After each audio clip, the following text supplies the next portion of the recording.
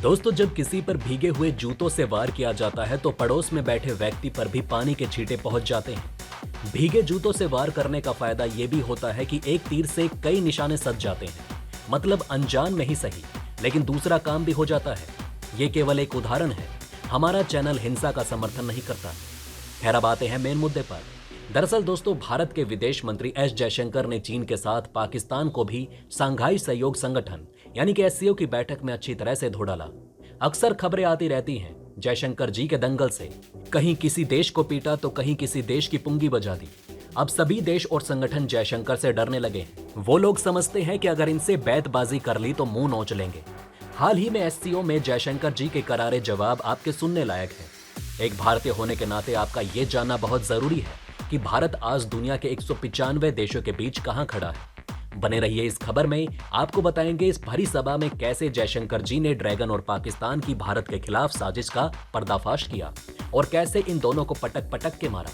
और दूसरी खबर में चीन के स्पाई शिप के बारे में बताएंगे जो अब भारत की नींदें उड़ा रहा है। दोस्तों, जयशंकर जी ने BRI परियोजना को लेकर जमकर लताड़ लगाई और मजे की बात तो ये है कि इस बैठक की अध्यक्षता कोई और नहीं बल्कि चीन ही कर रहा था।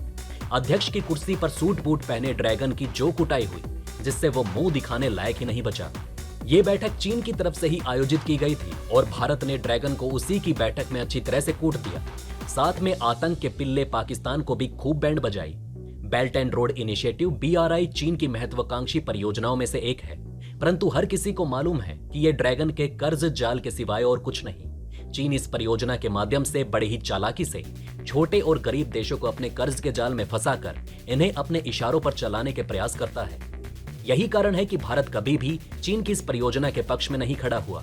अब शंघाई सहयोग संगठन की बैठक में विदेश मंत्री एस जयशंकर ने BRI परियोजना को लेकर भारत के रुख को फिर से दोहराते हुए चीन को जमकर सुनाया। जयशंकर ने अपने हालिया बयान में कहा कि शंघाई सहयोग संगठन SCO के क्षेत्र में आने वाले प्रोजेक्ट्स को लेकर चीन को इस बात का ध्यान रखना चाहिए कि इससे किसी भी देश की अखंडता और संप्रभुता को हानि न पहुंचे। BRI यानी कि बेल्ट एंड रोड इनिशिएटिव चीन के राष्ट्रपति शी जिनपिंग के व्यापार और कनेक्टिविटी के लिए प्रमुख योजनाओं में से एक है और इसका एक महत्वपूर्ण हिस्सा CPEC यानी कि चीन पाकिस्तान आर्थिक गलियारा है, जो कि पाकिस्तान अधिकृत कश्मीर POK से होकर गुजरता है।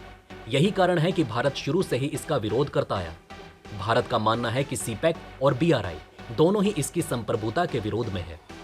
वैसे जिस समय जयशंकर चीन को फटकार लगा रहे थे, पाकिस्तान के विदेश मंत्री बिलावल भुट्टो भी वहीं मौजूद थे। SCO की बैठक के बाद संयुक्त वार्ता में भी भारत ने BRI का विरोध किया। जयशंकर ने ट्वीट कर कहा कि शंघाई सहयोग संगठन क्षेत्र में बेहतर कनेक्टिविटी की आवश्यकता है, जिससे केंद्रीय एशिया में हित और लाभ का ध्यान रखा जा सके। इन कनेक्टिविटी प्रोजेक्ट के बारे में ये भी ध्यान रखना जरूरी है कि इससे अंतर्राष्ट्रीय कानून का उल्लंघन ना हो और सदस्य देशों की संप्रभुता का नुकसान ना पहुंचे। कोई कदम उठाने से पहले चीन ये विचार कर ले किसी सदस्य देश को नुकसान ना हो, और वो ऐसा करके भारत को नुकसान पहुंचा रहा है।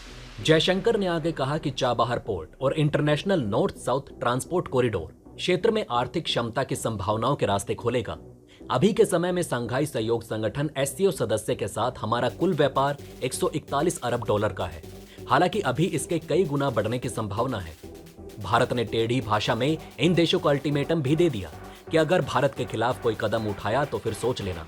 अब दोस्तों, यहाँ ये जान लें कि SCO में शंघाई सहयोग संगठन में 8 सदस्य देश शामिल हैं, जबकि 4 पर्यवेक्षक देश हैं यानी कि गेस्ट देश। SCO में शामिल कजाकिस्तान, किर्गिस्तान, पाकिस्तान, रूस, ताजिकिस्तान और उज्बेकिस्तान जैसे देशों ने चीन के ऋण जाल यानी कि BRI परियोजना को अपना समर्थन दिया, जबकि भारत का रुख एकदम अलग है। चीन भारत से कई बार इसमें शामिल होने का प्रस्ताव रख चुका है, परंतु हर बार भारत इससे इनकार करता आया है, क्योंकि भारत चालाक चीन की इस परियोजना के पीछे की सच्चाई से अच्छी तरह से परिचित है। एस जयशंकर की पहचान मोदी सरकार के सबसे मुखर नेताओं में से एक के तौर पर होती है।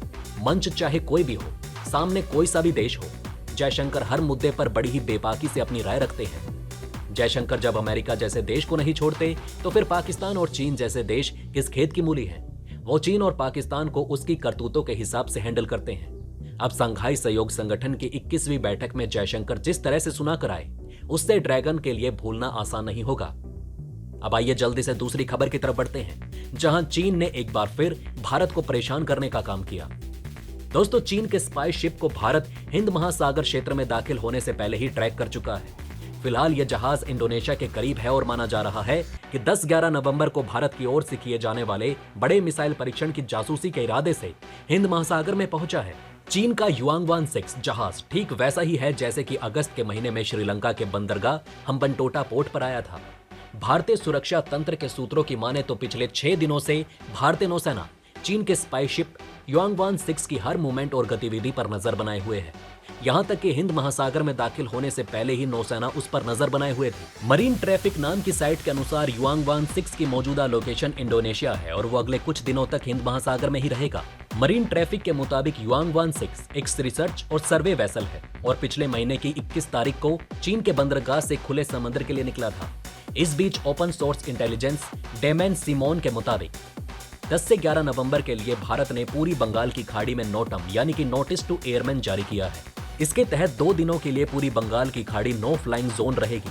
माना जा रहा है कि भारत अपनी परमाणु पनडुब्बी INS अरिहंत के K4 मिसाइल का परीक्षण कर सकता है, जिसकी रेंज 3500 किलोमीटर है। अब आइए दोस्तों आपको बताते हैं क्या है चीनी स्पाई शिप का मकसद। दोस्तों आशंका है कि चीन का स्पाई शिप युआंगवान 6 भारत के इस मिसाइल परीक्षण को ट्रैक करने के लिए हिंद महासागर में आया है, क्योंकि पिछले महीने 14 अक्टूबर को ही INS अरिहंत से एक बैलिस्टिक मिसाइल का परीक्षण किया गया। वो K15 मिसाइल थी जिसकी रेंज 750 किलोमीटर है।